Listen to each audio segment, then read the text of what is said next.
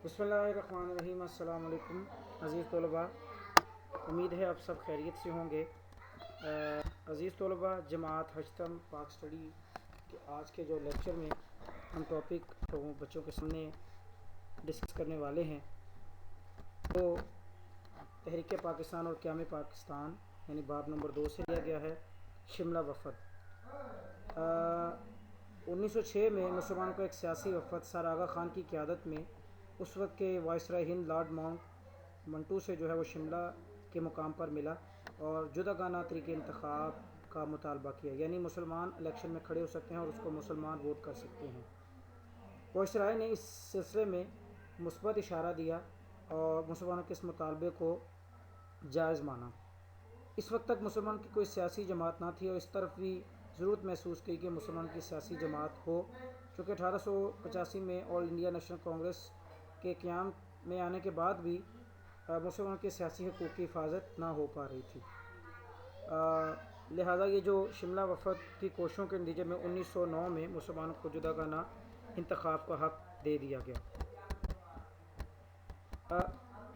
मुस्लिम league का क़याम 1906 all India national मुस्लिम league जो है Congress, all India national Congress 1885 के क़याम के बाद भी मुसलमान के सियासी हकूक़ की जब हिफाजत ना हो पा रही थी और मुसलमान सियासी तौर पे मुसलसल नज़रअंदाज किए जा रहे थे, तब शिमला वफ़द के बाद मुसलमान इसकी तरफ तवज्जो दी कि there should be a separate political party for the Muslims.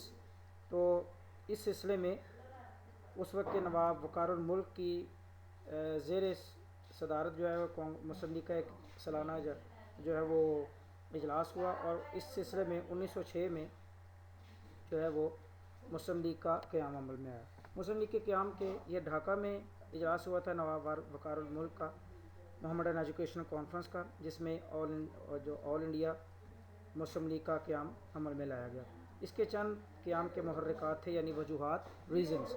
एक तो ये कि तकसीम बंगाल जो 1905 में बंगाल तकसीम हुआ था और बाद में हिंदुओं ने इस पर वावेला मचा के कहा कि बंगाल को फिर एक ही बना दिया जाए, मुत्तहिदा बना दिया जाए। तो इस सिलसिले में 1911 में दोबारा जो है वो इसको इकट्ठा कर दिया गया था।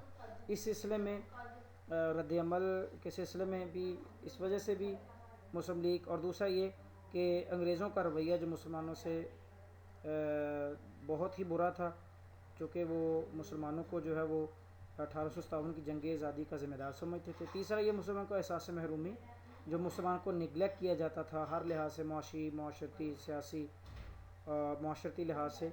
तो इस सिलसिले में मुसलमान को उनका जायज़ मकामात से जो है वो दिलाना, मुसलमानों को सियासी तौर पर नज़रअंदाज किया गया था। स्पेशली जो पॉलिटिकली मुसलमानों को निगलेक्ट किया जा रहा था, उनको इस सिलसिले में मुनासिब रिप्रेजेंटेशन असम्बलीज़ में देना और उनके हकूक़ की हिफाजत करना। इस मुस्लिम लीग के क़याम के चंद सीधा जो है वो मकासद भी थे, उसको भी देख लेते हैं। एक तो ये कि बरतानवी हुकूमत को वफ़ादारी का यकीन दिलाना, चूँकि अंग्रेज़ सरकार मुसलमानों से जो है वो इस सिलसिले में मुसलमानों पर बहुत ज़्यादा जो है वो तमाम कार्रवाइयों का ज़िम्मेदार समझती थी 1857 की जंग आज़ादी की, और मुसलमानों के बारे में उनके मुख्तलिफ़ किस्म के शकूक व शबाहत थे, उनको दूर करना। दूसरा ये जो मुसलमान के सबसे जो इसका अहम पॉइंट था, मुसलमान के सियासी हकूक़ की हिफाजत करना और जो मुतालबात मुसलमानों के हैं जायज़, वो हुकूमत के सामने रखना।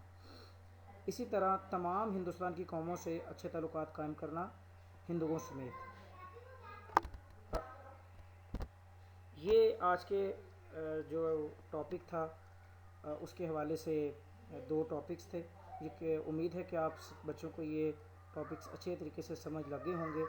तो इस सिलसिले में जो अगर आपकी घर की जो होम असाइनमेंट है वो अब देखें तो मुस्लिम लीग के क़याम के चंद मुहर्रिकात क्या थे वो आपने बच्चों डिस्कस किया गया है इसको दूसरा शॉर्ट पर। तो आपने इसको अच्छे से तैयार करना है, ये आपने कॉपी पे इसको लिख लेना है। ये आपका दूसरा शॉर्ट सवाल है, इसको आपने याद कर लेना, आज के टॉपिक को याद कर लेना। अगर कोई किसी किस्म की आपको प्रॉब्लम है तो आपने वीडियो को देखने के बाद कमेंट बॉक्स में ज़रूर इसको शेयर करना है, ताकि आइंदा इसको जो है वो बेहतर किया जा सके। उम्मीद है कि आज का लेक्चर आपको समझ आया होगा, और तब तक के लिए मुझे इजाज़त दीजिए। अल्लाह हामी व नासिर हो।